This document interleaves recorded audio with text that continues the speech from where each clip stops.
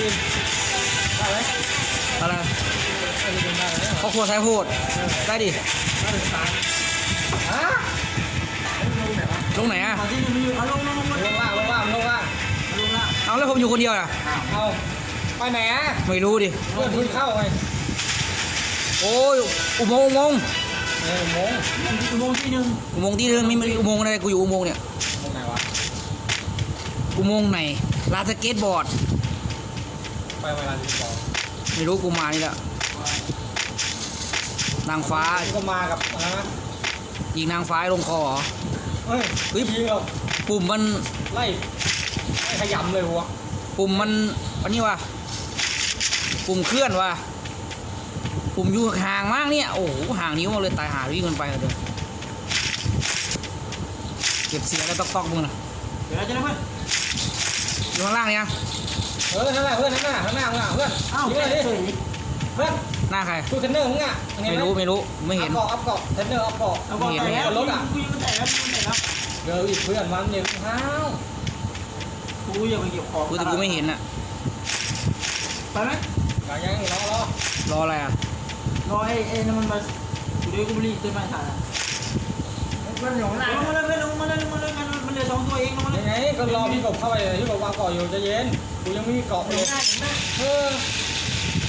นี่มองอัพเกาะนะให้ดูยิงนี่ได้ดิอัพก่อนไหนเอาได้เข้าไหมเรียกเกาะตรงไหนอ่ะลงอัพเกาะลงอัพเกาะหันเย็นรอดูดีเข้าไปเย็นแล้วอยู่ลงเครื่องใหญ่อันใหญ่หนึ่งอันใหญ่หนึ่งอะไรวะ2 ตัวเอาให้ได้แล้วยืดอยู่มาดิวิ่งมาหาแล้วน่ะเขาจัดได้ไหมเนี่ยวิ่งมาจัดเลยโชว์เลยลงรถเขาลงเลย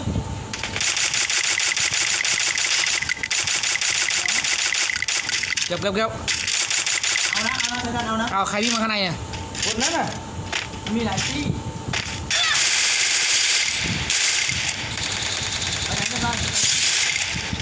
ลงรถจับเลยตายแล้วนี่ลงรถตายยังตายแล้วกายมาตัวนี้ตายแล้ว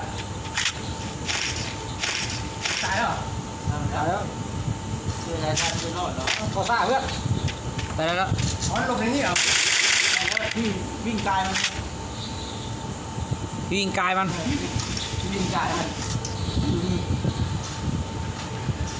โอ้เก็บไป3 ตัวว่ะจะได้โอ้ก็ล่อให้ยิงเมื่อกี้ผมไม่อยากให้คือให้สตียิงเลยเมื่อกี้ดีไม่ได้อัดคลิปนะเนี่ยหนูดีอัดคลิปเลยมีอยู่นั่นอะไรนะล่ำเลยผมยิงก็ให้กูโอเคไหมโน้ให้นี่จะยิงหายอ่ะร้านก็ว่าให้เฮ้ยมันฆ่ากันเยอะเลยเพื่อนเนี่ยฆ่ากันเนี่ยวางใจผมเหรอป้อมยังไม่ดูนะดูที่ของนะป้อมคุยขึ้นป้อมนู่นเลยเบอร์ 4โอ้ยนั่น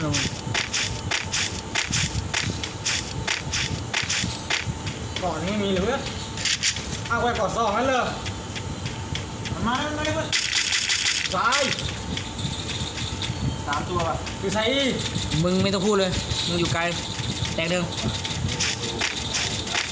อ๋อสตีมปล่อยเลยสตีม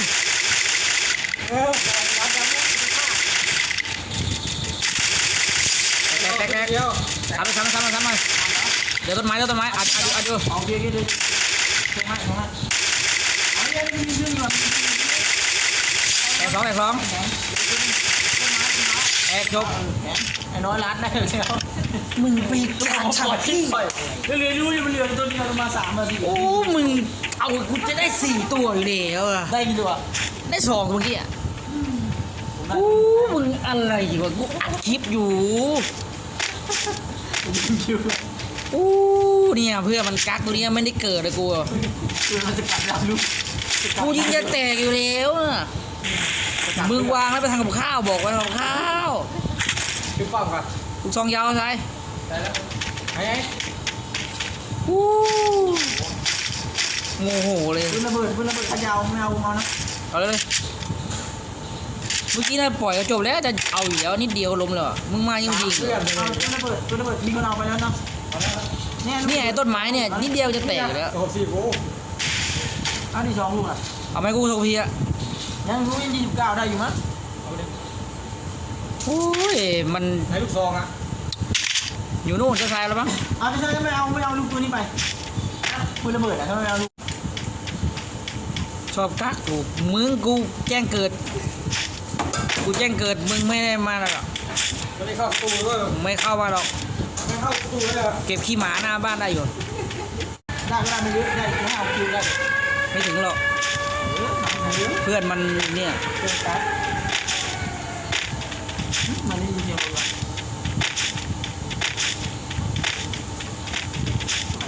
อัพกล่องไหมมันอัพไหมอัพ ลูก เล ซอย งผมเป็นไงพี่ อัพขึ้นมาแข่งกันเดิม แกงอะไรบอกเกาสิแตกง่ายใช่เหรอ ง่ายแต่ง่ายมันจะกดตามดีก ตัว ว่า หมูไปไหนพี่เข้าไปเลย คือหาปีตูดก่อนทางฟ้า ขึ้นยินผ่านนะครับก็ออกหาขึ้นยินแบบ อะไรในสิน นั่นหน้า ในสิน ใครมี เดียว ใครมีวอลไหมนะคนทุกอย่าง กลับบ้าน จะชัด เออ ฮะ จะชัดทุกอย่างคน โอเคเดี๋ยว มาแล้วเหรอ เห็นมันขึ้นยิงเมื่อกี้ โอ้มีไอ้นี่ด้วยเป็น19อ่ะ แต่ไม่มีไอวอลไม่กล้าเข้าไปเลย มีเมานี่สิ พวกมองพอดีพี่พวกเรา อยู่ไหนไม่อยู่ไหน ปาขึ้นตรงทุ่งหญ้า พี่กัด พิกัดนั่นไงข้างหลังเนี่ยแตก เดี๋ยวนะ มันยิงกัน มันยิงกันอยู่ มันวิ่งหลบมายิงที่ลงมานี่น่ายิงบนเขาอ่ะเฮ้ยเข้าหัวเลย ว่ายิงเข้าหัวหรือเปล่าเมาอย่างไรบอล พี่ก็พร้อมมาพี่เจ้า คนมาเหรอ เนี่ยพี่เห็นไหมวิ่งบนรถขาวพี่ คนมาเหรอก็บอกดีจะไปเนี่ย ไหน จะไปเอาคิวนี่ เขาอยู่ ไงตลาดนี่เร็วตลาดนี่มาเร็วอุ้ย ไหน ไหนไหน อ๋อ เจ็บหนักแล้วนี่ กดท่านะเพื่อน ยิงข่าวนี่เลย เอาไตวอ ไม่เห็นเลย เอาเรา ยิงกันหน่อยดิ มาเร็ว ยิงไหมเอา โอ้2ตัวเพื่อนมาแล้ว นี่จะตายเหรอ โอ้เนี่ยบวก เนี่ยดูอ่ะแย่เลยเนี่ยแย่ โอ้หลังเข้าอ่ะ มองไม่เห็นเลยไอ้บอกให้พี่ก๊อฟ ตัวดำละหลังมีรถ พี่โอ้หลังเข้าลาอยู่ที่นี่ตัวเดียวยืนอยู่เนี่ยโอ้สามเลยโอ้จบเลยว่ะ พี่ก๊อฟนี่ตู้แล้วจะเลื่อนดาวแล้วเพื่อน ยัง ดาวแล้วกูยิงดาว ดันไปเลยดันไปเลย ฮะ ดันเข้าไปเลย ไม่มีแล้วมีคนแล้วให้ผมดันเหรอ ไม่ไอผมบอกไอพี่กบแล้วก็น้อยดันไปเลยมีอีกเหลือตัวนึงข้างหน้าไปช่วยสายชาร์จเร็ว กูยิงดาวแล้ว ตีเลย แล้วไงตายแล้วน่ะ ไปอีกตัวนึงที่ยิงกูน่ะ หลังนี่ไม่เป็นไร พี่ติ๊กตุ๊กต้องอัพก่อนเต้น ก็ลงมาได้ก็ลงมาดิ สายชาร์จจัด5แล้ว ไอ้วอใครตั้งอยู่อ่ะ ไอวอลมันนั่นแหละตัวเดียวอะ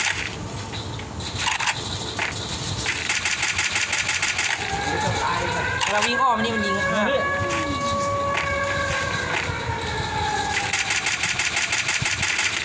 โอ้เจ็บหนักว่ะ เฮ้ยเล่นโซนว่ะเพื่อน ผ่านเลยตาย ให้กูมา ก็อัดเอาชัดๆไงอัดเอาชัด เฮ้ยผ่านแล้ว ๆเดี๋ยวโดนหรอ ได้อยู่ได้อยู่ ไอ้โบหมดเลย ข้างหน้ามึงอ่ะ แต่งแล้ว แต่ที่อะไรวิ่งอยู่นะ เอาหลังเข้าอ่ะ เห็นไหมไอ้วอน่ะยิงกันเลยดิ บอลไหนไปเพื่อน โอ้โห ของบนว่ะเอาบอกข้างหน้าไหนบ้างบนไหนวะด้านหลังเหรอ ตัว ไหนบอก ตรงเนิน เนินแล้วเนินไอ้ดอก เนินตรงเนิน นี่เหรอข้างหน้า โอ้ ตรงวันไหนไม่บอกตำแหน่งอ่ะ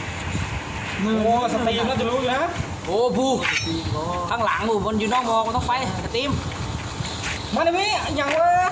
มึงเนินมึงเขามึงไม่บอกตำแหน่งอ่ะอยู่ข้างหลังสายชาร์จเมื่อกี้โดนยิงอยู่สายชาร์จโดนยิงอยู่ อะไรซ้ายช้า กูนึกว่าอยู่ อะไรน่ะ คิดว่าอยู่ป้อมเนี่ย เอาน้ำตายแล้ว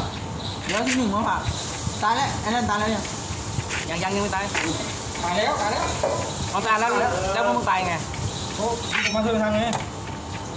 เนินเขาเนินอัดอยู่ใช่ไหมอัดอยู่ ไอ้ชั้นแบกก็บอก งานอยู่ช่วย แกบอกลูกเดียว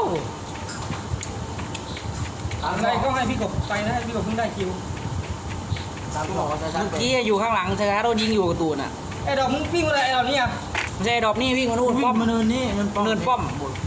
เขาบอกว่าเนินข้างหลังแล้วก็เสร็จ เนินเนี่ยก็เนินนู่นไม่ถึงป้อม สองตัวมึงตายตัวนึง มึงไม่บอกเขาข้างหลังสายชาร์จโดนยิงตูดอยู่ กูก็เลยรีบมาช่วยไง จริงๆมันใส่มันใกล้ๆมันใกล้ๆกับมันกินเห็นไหม ใกล้แมนตัว เดี๋ยวพี่ฟังเหรอเอาแล้ว สวยโอ้จะแตกแล้วพี่ข้างเข้า ไอ้โบกันไอ้โบไม่ติดบอก อ้าว อะไรวะ ทีเดิมไอ้โบไม่ติด ไว้วะพี่เอ้า ดูดิโอ้มันเหลือ3 อ้อมเลยได้4 ตัวอีก